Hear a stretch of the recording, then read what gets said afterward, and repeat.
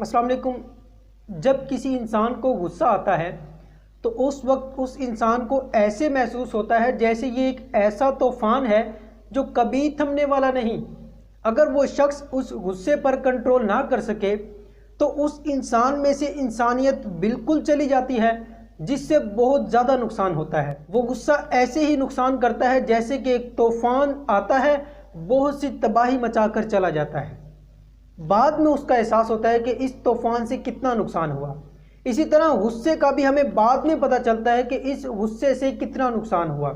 اگر آپ غصے کو کنٹرول کرنا چاہتے ہیں، اس کے لیے چند ایک پوائنٹس ہیں جن کو اگر آپ فالو کرتے ہیں تو انشاءاللہ آپ اپنے غصے پر کنٹرول کر سکتے ہیں۔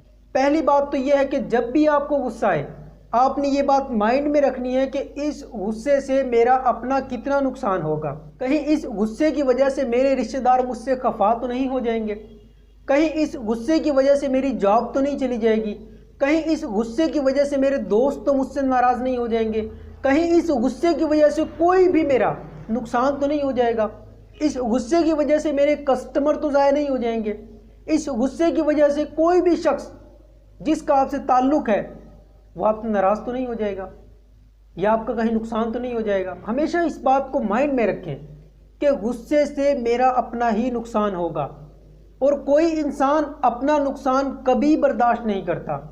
تو آپ کو یہ بات بالکل بھی برداشت نہیں ہونی چاہیے کہ میرا اپنا نقصان ہو۔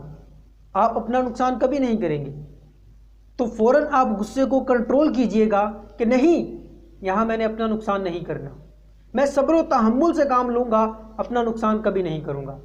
دوسری بات آپ نے یہ مائنڈ میں رکھنی ہے کہ جب بھی آپ کو غصہ آئے، آپ نے فوراً یہ دعا پڑھنی ہے، لا حول ولا قوت الا باللہ العلی العظیم۔ آپ یہ فوراً دعا پڑھیں۔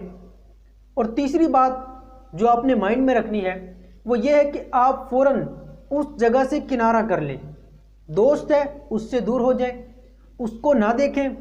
گھر میں ہیں آپ، گھر سے فوراً باہر چلے جائیں، ریسٹ کریں، کسی سے ملیں، کسی کو اپنی دکھ بھری کہانی سنائیں۔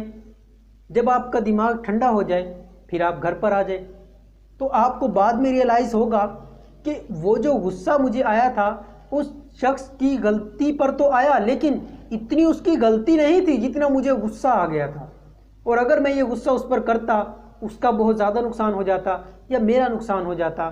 یہ غصہ حرام ہے، غصے کو برداشت کرنا چاہیے، انسان میں برداشت ہونی چاہیے۔